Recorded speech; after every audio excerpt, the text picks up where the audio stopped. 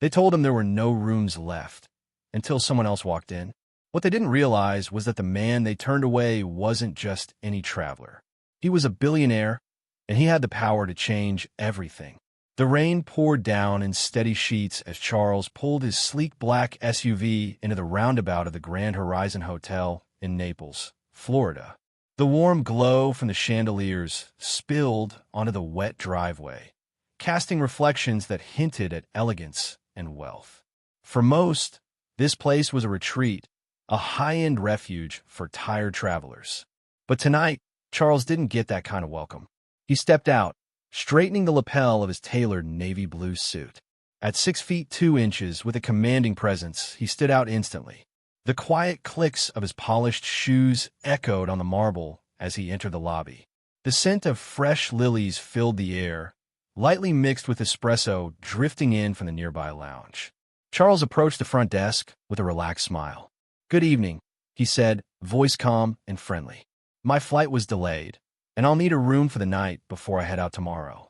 The young front desk clerk, a blond man with neatly slicked hair and a name tag that read Evan, barely looked up. His fingers hovered lazily over the keyboard, typing at a snail's pace. "I'm sorry, sir," he replied flatly. "We're fully booked." Charles glanced around the quiet lobby. It wasn't crowded, and the only sound was the soft chime of the elevator arriving. He leaned in slightly, still smiling. "Fully booked, really? Not a single room left." Evan finally looked up. His mouth curved into a thin, almost smug smile. "That's right. Nothing available." Before Charles could respond, the revolving doors turned. A middle-aged couple entered, wheeling their luggage behind them. Suddenly, Evan's tone shifted. His voice grew warm, his smile brightened. "Welcome to the Grand Horizon. Do you have a reservation?" The man shook his head. "No reservation." "No problem at all," Evan said, beaming. "Let me check what we have available." Charles stood still, his expression barely changing as he watched Evan tap at the keyboard. In seconds, the clerk produced a key card and handed it to the couple. "Enjoy your stay," he said cheerfully as they headed for the elevators. Charles cleared his throat. Evan glanced back, his smile faltering just for a second. "I thought you said you were fully booked," Charles asked, voice still even. Evan's eyes flickered, the mask slipping. I mean, we don't have anything that would match your preferences," he stammered. And just like that, the truth hit. It wasn't about a full hotel. It wasn't about timing or rooms. It was about something else, something uglier. Charles didn't react. He simply straightened his back, his face unreadable. "Thank you for your time," he said politely. Without another word, he turned and walked back out into the rain. But the night wasn't over. It was just getting started. Charles stepped under the hotel's awning, rain dripping off the edge as he stood still, calm despite the sting of what had just happened.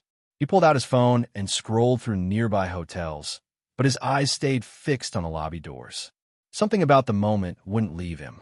It clung to him like the damp air, quiet and persistent. He leaned casually against a marble pillar, out of sight but close enough to watch. A few minutes passed. Then, just as he expected, a young man in his 20s walked in, dressed in cargo pants and a hoodie.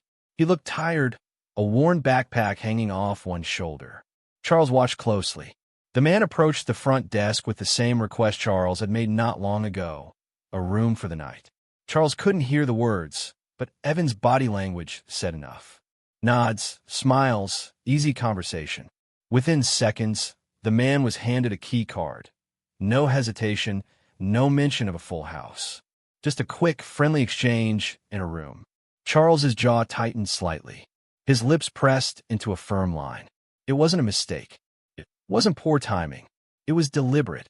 Charles lingered outside for a moment, considering his next move. His first instinct was to walk back in and confront the clerk, call out the double standard in front of everyone. But years of navigating high-stakes boardrooms had taught him the value of patience. There's a time to speak and a time to act. Tonight, he chose the latter.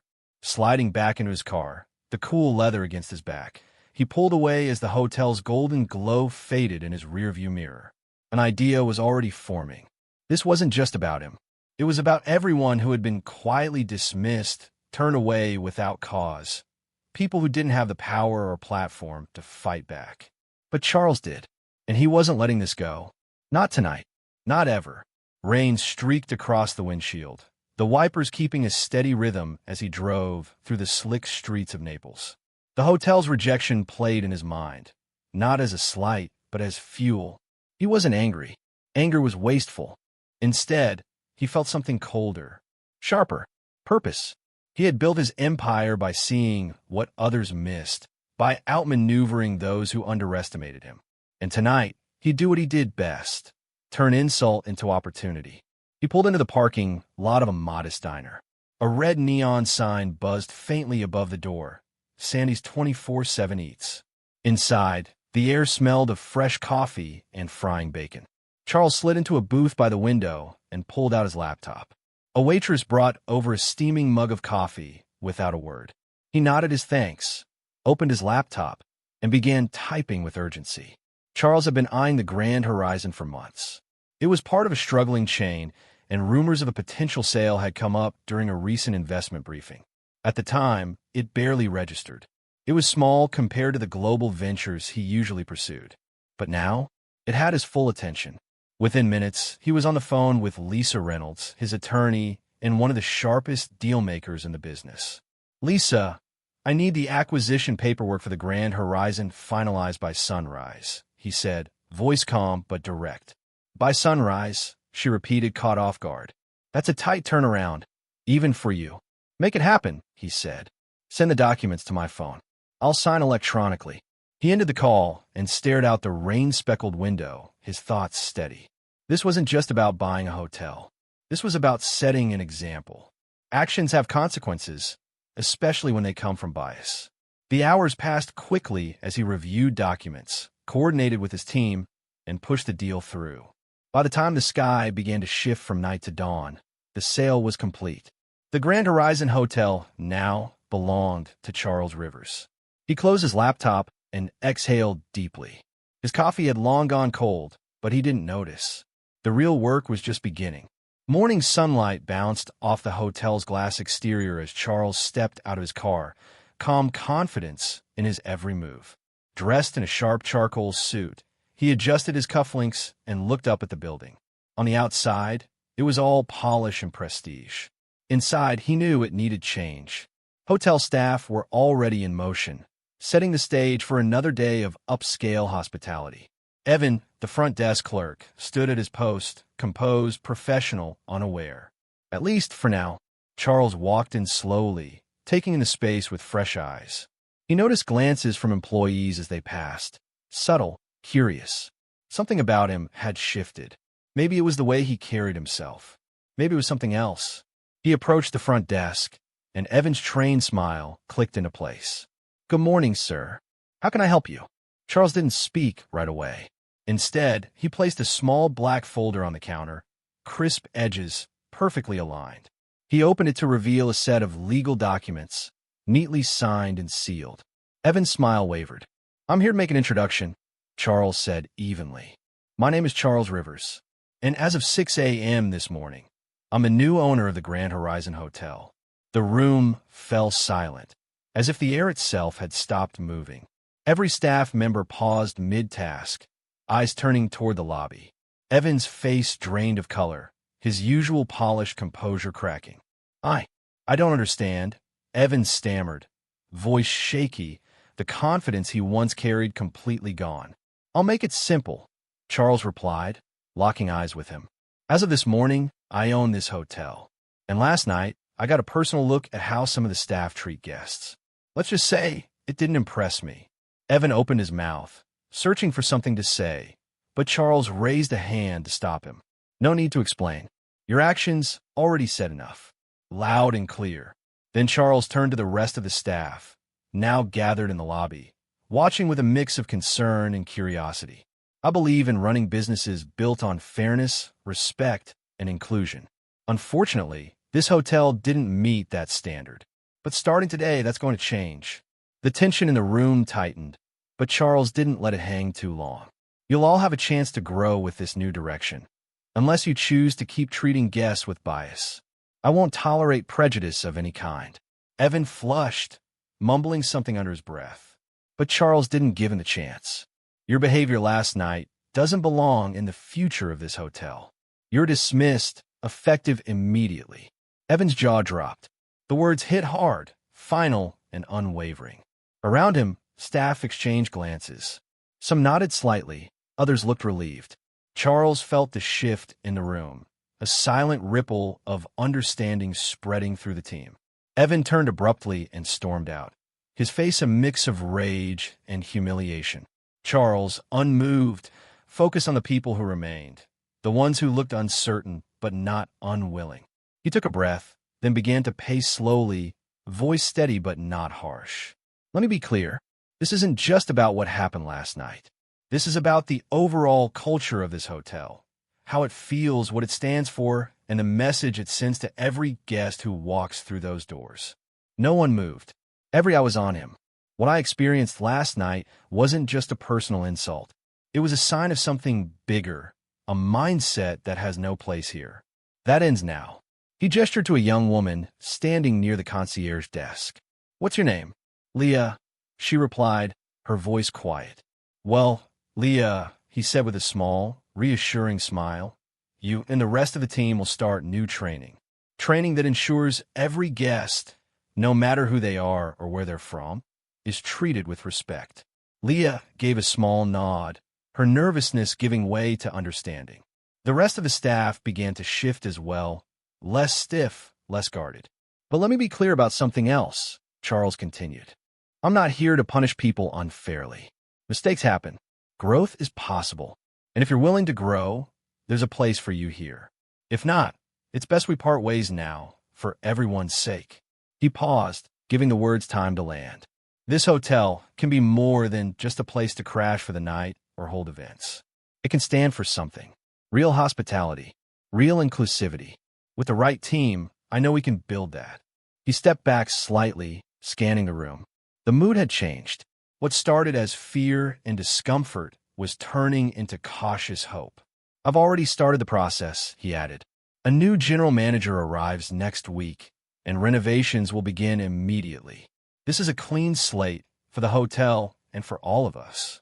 Then, with a faint but genuine smile, he said, "Let's make this a place we're proud to be part of." The staff began murmuring softly, exchanging hopeful looks and a few quiet smiles. Charles could feel the weight of the moment, the foundation of real change being laid. And in the weeks that followed, change came fast. Renovation crews arrived almost immediately, transforming everything, from the tired decor to the underlying systems behind the walls. What had once felt cold and impersonal was now warm and welcoming. The walls were repainted in soft, inviting tones, and the lobby had been completely transformed, a space that no longer intimidated, but instead embraced everyone who stepped inside. It finally felt like a place where anyone could belong. Charles stayed involved every step of the way. He wasn't the kind of leader who issued command from behind closed doors.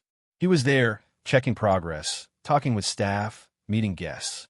His presence was steady, and his passion infectious. The team felt it, and they rose to meet the standard he set. The training sessions became the heartbeat of the hotel's transformation. Experts were brought in to lead workshops on diversity, equity, and inclusion. These weren't boring seminars. They were real conversations. Staff opened up about their own experiences, confronted uncomfortable truths, and learned how to create a space where genuine hospitality could thrive. Leah, the young concierge Charles had first spoken to that morning as owner, quickly stood out. Her natural empathy and sharp instincts made her an obvious choice for a leadership role. It wasn't long before she was promoted to assistant manager. "I never thought I'd have this kind of opportunity," she told Charles during one of their regular check-ins. He smiled, simple and sincere. "You earned it." Word of the hotel's transformation spread quickly. Former guests, curious to see the changes, began returning. New guests arrived, drawn by the story of how the Grand Horizon had turned its image around.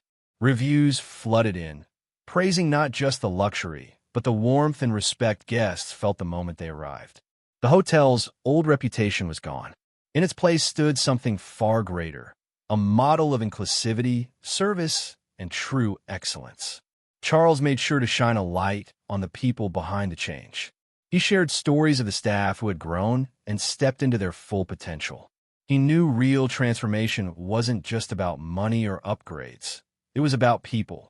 One crisp morning, Charles stood in the freshly renovated lobby, sipping a hot cup of coffee.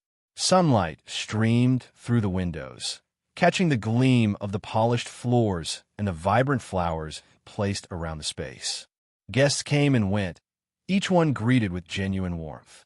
Every interaction in that lobby told a new story, one of care, one of welcome. Leah approached, clipboard in hand. "Mr. Rivers, the final guest survey results are in. Over 90% of visitors listed hospitality as the highlight of their stay." Charles set his cup down, smiling. "That's what I like to hear, Leah. It's never just about the building. It's about the people in it." She nodded and moved on to her next task, and Charles stood quietly, letting the moment sink in. This had been more than a business move. It had been a statement, a response to something wrong, a choice to lead with purpose. His mind drifted back to that night.